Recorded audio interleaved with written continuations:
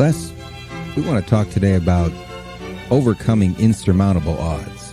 When things seem bigger than what you can handle.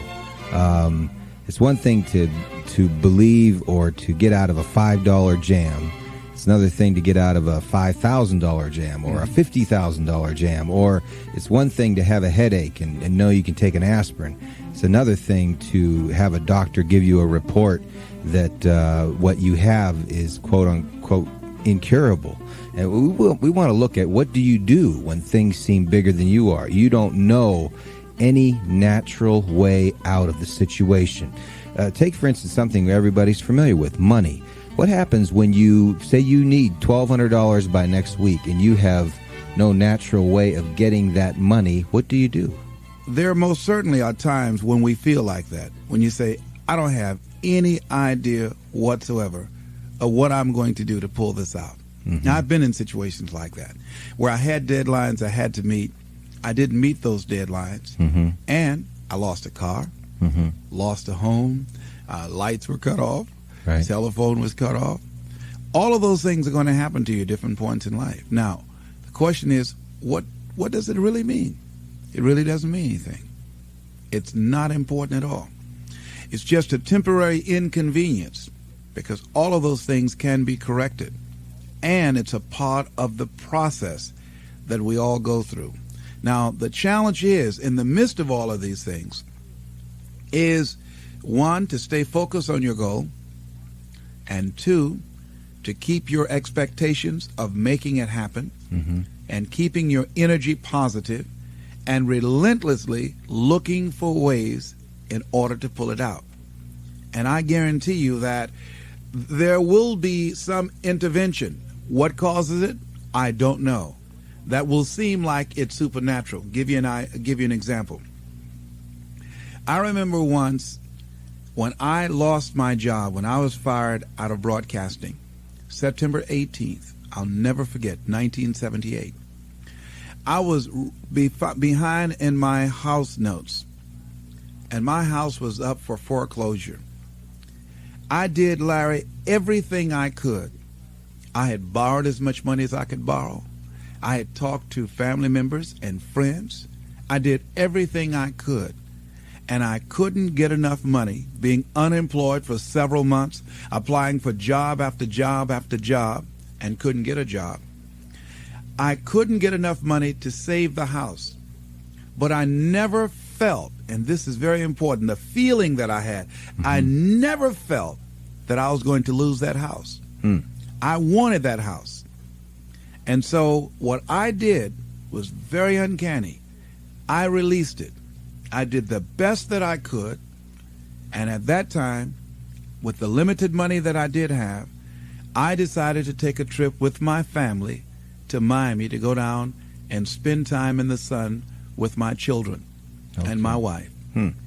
We caught a Greyhound bus from Columbus, Ohio, and we went to Florida.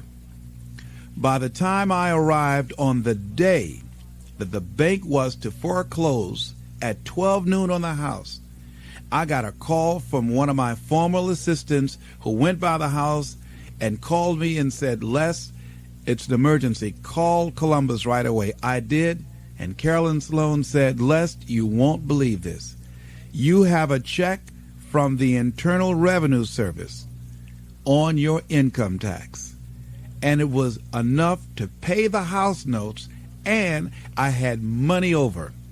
I never received a refund prior to that time or since that time. And I did not lose the house. So there are things that we don't know or understand, but we do know that if we do certain things, that things begin to happen that's in our favor, that shows that the universe is on our side. Everything that we're seeking, I believe that if we begin to align our thoughts with action and be relentless, don't try 2 or 3 things or 15 or 20 things, but 100 things, 500 things if necessary, 10,000 things as Edison did if necessary, until we find a way out. Many of us we eliminate many possibilities for ourselves because we really don't do all we can do. I think A.L. Williams was right when he said, all we can do is all we can do, and all we can do is enough. And I think, honestly speaking, even judging from myself, and I think that my commitment is stronger than most people. But if I had to literally measure my commitment in terms of what I put forth in my dream, I would say that I might have given about 18 to 20% of what I'm really capable of. As high in consciousness as I believe that I am, comparatively speaking, where I used to be, I'm still nowhere near reaching 50% of the commitment that I can make to accelerate the growth and the development of my dream and the manifestation of the things that I know within myself that I'm capable of producing. So our biggest challenge is beginning to look at within ourselves to remove those energy blocks, because if we are not producing the income that we want, let us not look outside of ourselves, but look within ourselves to find out, how am I blocking me? Am I really giving it all that I have? Am I really being as creative as I can be? Am I really unstoppable? Am I as relentless as I can be? Am I exhausting every means possible? Am I turning up every rock to find what it is that I'm looking for? That what resides between our ears, when we're thinking about how do I come up with $500, $1,200, or $2,000, is the same gray matter that resides between the ears of a Ross Perot or a Donald Trump when his bankers say, you've got 30. How is it that one man or woman can do it and do 1,000,000 times more than these other people, and the other ones don't? It has to be consciousness. It has to be, and when we talk about consciousness, we're talking about a collection of our thoughts, our feelings, and our emotions and experiences used as an active force to produce in our lives that which we want to produce. Because everything that exists in life, the microphones that we're speaking in, the shoes that we have on our feet, the chairs that we're sitting in, the clothes that we're wearing, the homes that we live in, the cars that we drive, all of that came out of our consciousness. That all came out of the invisible into the visible. And man was the vehicle, the outlet to produce that. When a person's pursuing their dream and they are stopped by, there's many people that say, well, I tried it, but it didn't work. Yes. I tried it, but it didn't work. Apparently something stopped them in midstream in pursuing their dream. Yes. And most likely, don't you think it was something that they felt they couldn't surmount? It seemed as though they were stuck and there was no way out, so therefore they give up and say it didn't work? They drew a line. See, wherever we are stopped in our dream, we stop to the place called willingness. Anybody that has fallen short of their goals, they ran into something that they were not willing to handle. Because in order to reach your dream, in order to make things happen, there must be a willingness to do what is required. If the need is to raise $2,000, and let's say you have a set of tapes for $40, are you willing to make 200 calls a day? Are you willing to stand on a corner and talk to people and say, listen, I've got a set of tapes here that can change your life? Are you willing to make the commitment that you will not go to sleep until you sell at least 10 tapes a day? Are you willing to say, if it takes me 12 hours walking and talking to people all day long until I find 10 people that will say yes, if I have to talk to 200 people or 300 people, that in order to provide food for my family, to provide shelter, to not to have creditors hounding me, am I willing to talk to 300 people a day? Am I willing to stand in an airport and sell tapes? Am I willing to go out and make calls again and again and again? Am I willing to knock on doors? Am I willing to do that? See, if we have some skill, some ability, some knowledge or some product, then the only thing that's between us and what we want to generate is our willingness to expend the energy to produce the results that we want. Am I willing to wash cars? Am I willing to scrub floors? Am I willing to wash dishes? Am I willing to go out and speak or do seminars or workshops? What am I willing to do with my energy, my time, and my knowledge to produce the results? That's the bottom line. What are you willing to do? And what most people don't realize is they don't give up on their goals because it becomes insurmountable or it's impossible. Is that they just looked at what they wanted and they just decided within themselves, consciously or unconsciously, I'm not willing to produce this result. Are you willing to say that I need $2,000 between now and next week, and come hell or high water, I will produce that? That's the bottom line. Because the only thing that counts in life are results, not reasons of why you didn't do it, but results. That's the only thing that counts. And we are capable of producing results.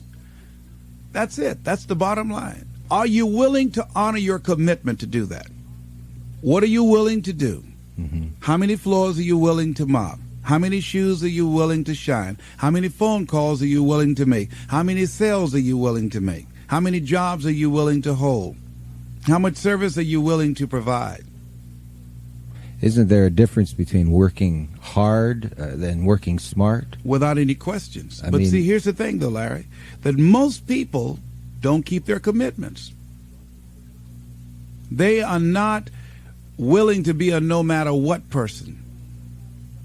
That I'm going to make this happen no matter what.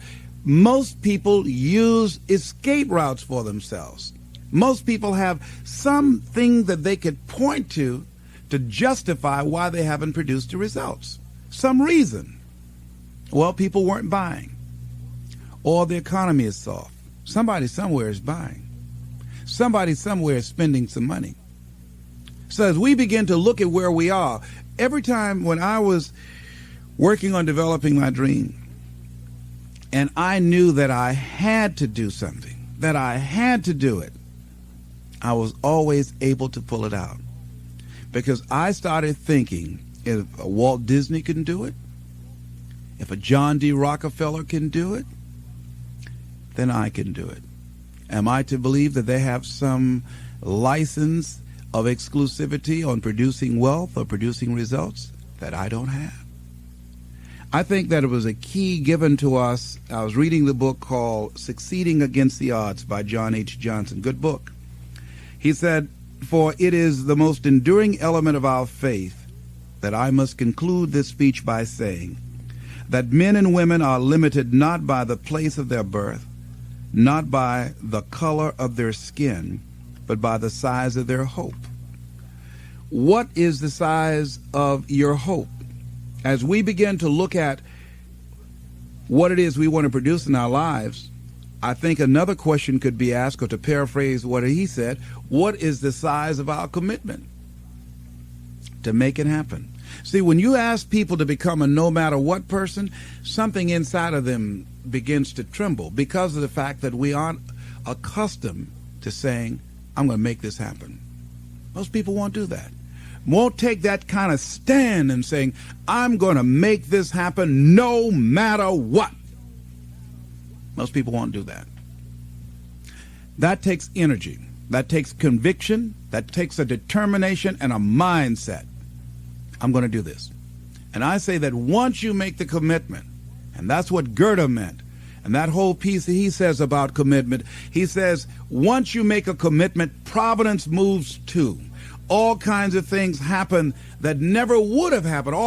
A whole stream of things happen that you could never anticipate it. I know that. And I think that Longfellow was right, who said, if you go to the gate and you knock loud enough and long enough, somebody's going to answer. And that's the same thing with anything else in life. If you knock long enough and hard enough, somebody's going to answer. Now, there's something inside of them, but suppose they don't answer. And I say to you, they will. But you must know that. You must know that. Your knowing that and feeling that throws the doors open for you. Most people are victims of the personal power of others, but never activated by their own personal power.